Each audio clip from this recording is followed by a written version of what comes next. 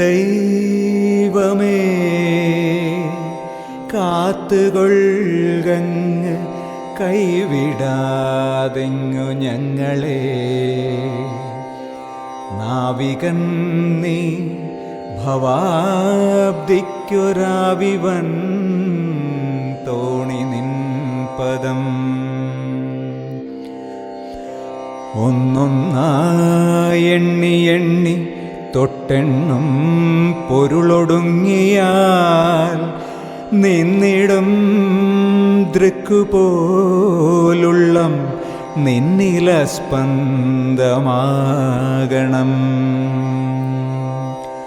അന്നവസ്ത്രാദി മുട്ടാതെ തന്നു രക്ഷിച്ചു ഞങ്ങളെ.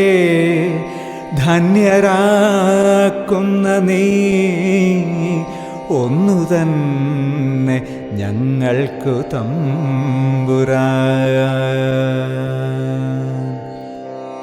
ആഴിയും തിരയും കാറ്റും ആഴവും പോലെ ഞങ്ങളും മായയും നിൻ മഹിമയും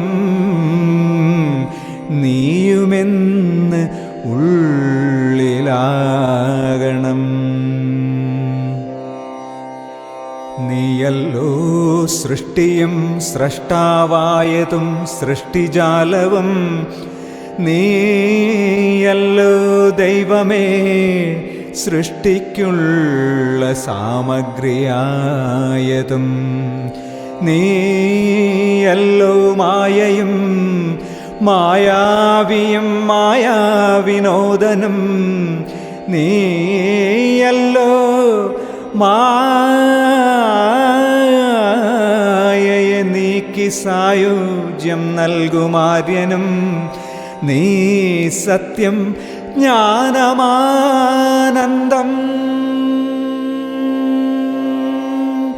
നീ സത്യം ജ്ഞാനം ആനന്ദം. നീ തന്നെ വർത്തമാനവും ഭൂതവും ഭാവിയും വേറല്ലോതും മൊഴിയുമോർക്കിൽ നീ. അകവും പുറവും തിങ്ങും മഹിമാവാർന്ന നിൻ പദം പുകഴ്ത്തുന്നു ഞങ്ങളങ്ങ്. ഭഗവാനെ ജയിക്കുക ജയിക്കുക മഹാദേവ ദീനവനപരായണ. ജയിക്കുക ചിദാനന്ദ ദയാ സിന്ധു. ജയിക്കുക ആഴമേറും നിൻ മഹസാം ആഴിയിൽ ഞങ്ങളാകവേ. ആഴണം വാഴണം നിത്യം വാഴണം വാഴണം സുഖം.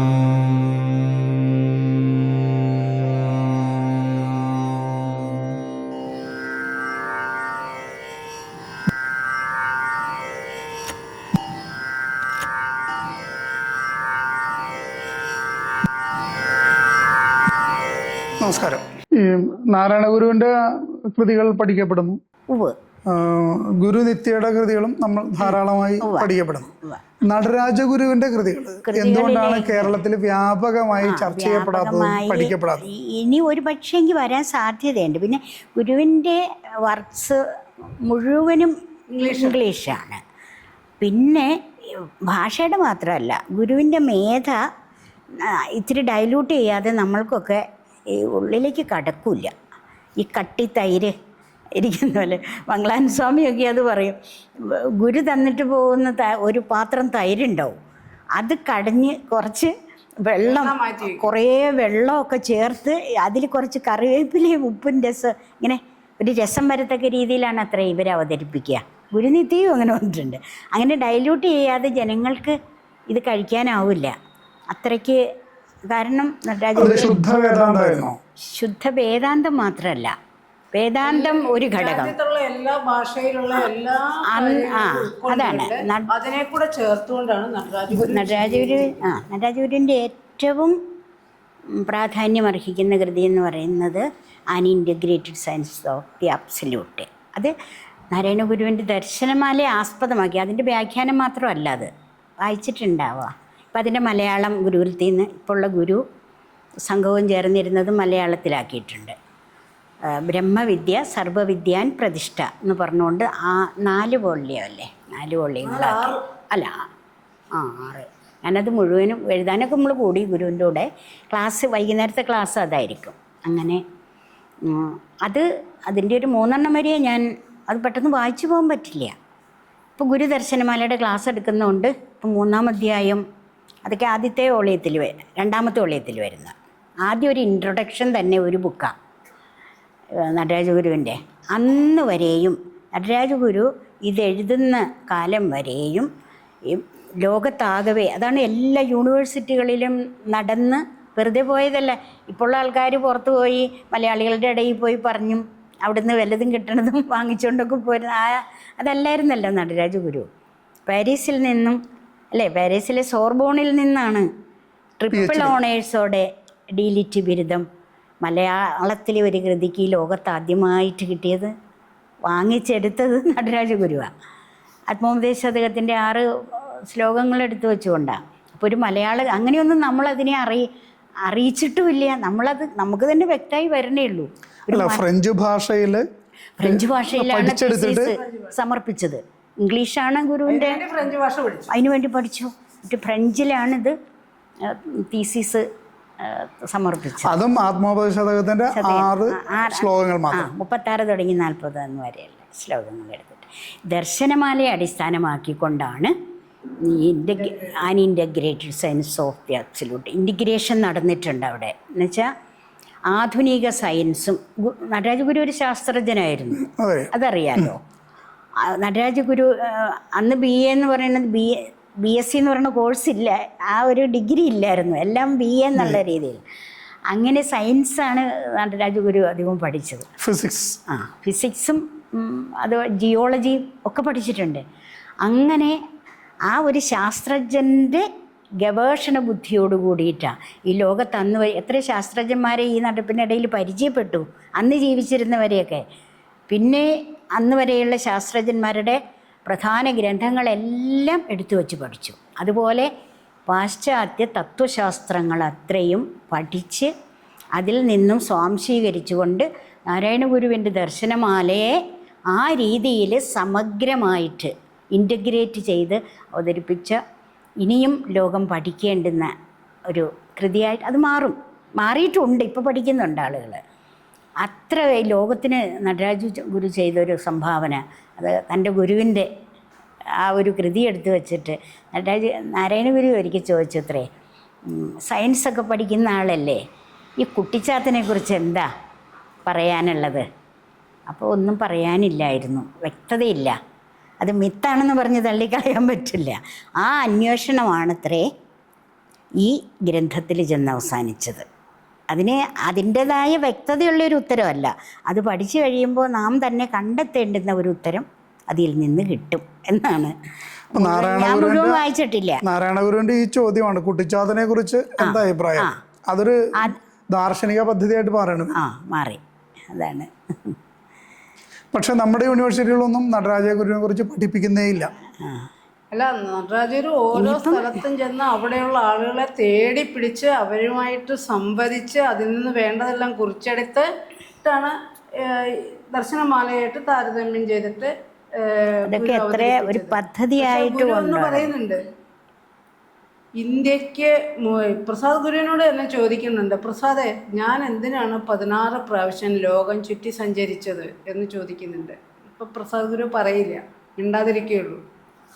കള്ളക്കാളായിക്കോട്ടെ കിടക്കുള്ളൂ, മിണ്ടല്ലേ, അപ്പോഴും ഒന്നും മിണ്ടില്ല. എന്നിട്ട് പറഞ്ഞു, ഞാൻ വെറുതെ പോയതല്ല, ഓരോ മുക്കിലും മൂലയിലുമുള്ള ശാസ്ത്രജ്ഞന്മാരുമായി സംവദിച്ച് അതിൻ്റെ രത്നച്ചുരുക്കം എന്താണെന്ന് മനസ്സിലാക്കുവാൻ വേണ്ടിയാണ് പോയത്. പക്ഷേ നമ്മുടെ കേരളത്തിൻ്റെ അങ്ങേ അറ്റത്ത് താമസിച്ച ഒരു മുപ്പീന്നുണ്ടല്ലോ, ഒറ്റമുണ്ടും തോർത്തുമ്പതച്ച് ആ മൂപ്പിന്ന് പറഞ്ഞതിനപ്പുറത്താരും ഒന്നും പറഞ്ഞിട്ടില്ല. എന്ന് മനസ്സിലാക്കാൻ ഈ യാത്രകൾ എന്നെ ഇത് മനസ്സിലാക്കാനാണ് നടരാജഗുരു ഈ ലോകം മുഴുവൻ ചുറ്റി സഞ്ചരിച്ചത്. ഇനിയും ഒന്നുകൂടെ പറഞ്ഞിട്ടുണ്ട്, ഇനിയും ഒന്നും ആരും ഉണ്ടാവുകയില്ല. നാരായണ ഗുരുവിൻ്റെ അത്രയും തത്വം പറഞ്ഞ് ശാസ്ത്രം പറഞ്ഞ ഒരാൾ ലോകത്ത് ഇനി ഉണ്ടാവുകയില്ല എന്നും കൂടി പറഞ്ഞിട്ടുണ്ട്. അപ്പോൾ അത്രയ്ക്കും മഹത്തരമാണ് നാരായണ ഗുരുവിൻ്റെ വാക്കുകളെന്ന് നമ്മൾ മലയാളികൾ പോലും മനസ്സിലാക്കണ്ടോ വല്ലോ അറിയോ? ഇപ്പോൾ ഇന്ത്യയിലെ വേദാന്ത പഠനങ്ങളിൽ നാരായണ ഗുരുവിനെ കൂടി ഉൾപ്പെടുത്തുന്നുണ്ട്. പക്ഷേ യൂണിവേഴ്സിറ്റികളിലെ ദർശനമാലയൊക്കെ പഠിക്കാൻ യൂണിവേഴ്സിറ്റികളില അന്വേഷകർ നാരായണ ഗുരുവിനെ കൂടി പരിഗണിക്കുന്നുണ്ട്. അതുണ്ട്, പക്ഷെ ഇതിൻ്റെ ഒറിജിനാലിറ്റി ആരും പറയൂല. അത് പറയണമെങ്കിൽ ഇനി നാരായണപ്രസാദ് തന്നെ ഉള്ളൂ ഇന്ന്. മറ്റൊരു പറഞ്ഞു വെച്ചതിൻ്റെ ബാക്കിയായിട്ട് തന്നെയാണല്ലോ ഗുരു മുനി നാരായണപ്രസാദും പറയുന്നത്. അപ്പം നാരായണ ഗുരുവിൻ്റെ ദർശന പദ്ധതികളെ ദർശനം എന്നുള്ള നിലയ്ക്ക് മുന്നോട്ട് കൊണ്ടുപോയത് നാരായണ ഗുരുകുലം. അത് നമ്മുടെ ഈ നടരാജ ഗുരുവിലൂടെ, ഗുരുനിത്യയിലൂടെ, മുനി നാരായണ പ്രസാദിലൂടെ. ഇത് നാരായണ ഗുരുവിൻ്റെ ദർശന പദ്ധതിയുടെ ഒരു സ്വാഭാവികമായ വളർച്ചയാണ്. അത് മംഗളാനന്ദ സ്വാമി ഉണ്ടെങ്കിൽ കുറെ കൂടി ജനങ്ങളുടെ ഹൃദയത്തിൽ മുക്കിലും മൂലയിലും നടരാജഗുരു പോയി എന്ന് പറഞ്ഞ പോലെ തന്നെ എത്തിക്കുമായിരുന്നു. പക്ഷെ അദ്ദേഹം അപ്പോഴേക്കും സമ്മതിയായിപ്പോയില്ലേ, ഒരു 56 വയസ്സ് വരെയല്ലേ ജീവിച്ചുള്ളൂ. എല്ലാം അപാര അത്ഭുതം, അത്രേ പറയാനുള്ളൂ നമുക്ക്. ഈ ഗുരുപരമ്പരകളുടെ ചരിത്രത്തിലൂടെ ഒരു സ്ത്രീയെ കാണുന്നില്ല. ഇപ്പോഴാണ് മാതാജി ഇപ്പം ഇതിൻ്റെ ഒരു ചുമതലയിലേക്ക് വരുന്നത്. എന്തുകൊണ്ടാണ് ഈ ആധ്യാത്മിക അന്വേഷണങ്ങളെല്ലാം ഇങ്ങനൊരു പദ്ധതികളൊക്കെ ആയിട്ടും ഭേദചിന്തകളെല്ലാം വിട്ടൊരു അന്വേഷണ പദ്ധതിയായിട്ടും എന്തുകൊണ്ടാണ് സ്ത്രീകൾ ഇതിൻ്റെ ഒരു അന്വേഷകരുടെ മുൻനിരയിലേക്ക് എത്താത്തത്? അതെ, അന്ന് ഇതൊന്നും അറിയാനുള്ള ആഗ്രഹമുള്ള സ്ത്രീകൾ ഉണ്ടായിരുന്നില്ല സത്യത്തിൽ. അതുകൊണ്ടാണ് എനിക്കിത് ഗുരുവിനെ പഠിക്കണം, അറിയണം, പറയണം എന്നൊക്കെ ഈ നിത്യഗുരുവിൻ്റെ വാക്കുകളിങ്ങനെ വല്ലപ്പോഴും കേൾക്കുന്നുള്ളെങ്കിലും അതെല്ലാം കേൾക്കും. പിന്നെ 72 മുതലാണ് ഗുരുകുലത്തിൽ പോകുമ്പോൾ കുറച്ചൊക്കെ എന്തെങ്കിലുമൊക്കെ കിട്ടും, പൂർണ്ണമായിട്ടില്ല. അതിലുപരി എൻ്റെ അച്ഛൻ ഓരോ വാക്കുകളും വിശദീകരിച്ച് പറഞ്ഞൊക്കെ തരുമായിരുന്നു.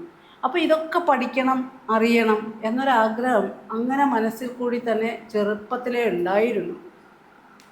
അതാണ് നമുക്ക് പിന്നെ എല്ലാവരെയും ഈ നിത്യഗുരു ഓരോ സ്ഥലത്ത് ചെല്ലുമ്പോഴും ഓരോരുത്തരുടെ ഓരോ വയസ്സായ അമ്മമാരുടെ അടുത്ത് പോയിരുന്ന് അവരെ ഒന്ന് തൊട്ട് തലോടി കൈയൊക്കെ എടുത്ത് മടിയിൽ വെച്ച് ഇങ്ങനെ ഒരു സ്നേഹസ്പർശം മനുഷ്യ ജീവിതത്തിന് കൊടുക്കുവാൻ നിത്യഗുരുവിന് കഴിഞ്ഞിരുന്നു. ഓരോരുത്തരുടെ അടുത്ത് പോകും, എല്ലാ വയസ്സായവരോടും ഗുരു സംസാരിക്കുമായിരുന്നു. ഒരു ഈ കായംകുളത്തടുത്തൊരു വീട്ടിൽ ഈ ഭാരതിയുടെ വീടുകളിലൊക്കെയാണ് പോയിട്ട് അകത്തൊരമ്മ കിടക്കണത് ഞാൻ കണ്ടു. നിത്യഗുരു പുറത്തിരുന്ന് റൂമിലിരുന്ന് സംസാരിക്കുകയാണ്. അപ്പോൾ ഞാൻ ഇങ്ങനെ നോക്കിയപ്പോൾ അവിടെ ഒരു അമ്മ കിടക്കുകയാണ്, അനങ്ങുകയൊക്കെ ചെയ്യുന്നുണ്ട്. ഞാൻ പതുക്കെ അവിടെ നിന്ന് പോയി ഈ അമ്മയോട് പോയി സംസാരിച്ചപ്പോൾ അമ്മയ്ക്ക് എണീറ്റ് നടക്കാനൊന്നും വയ്യ.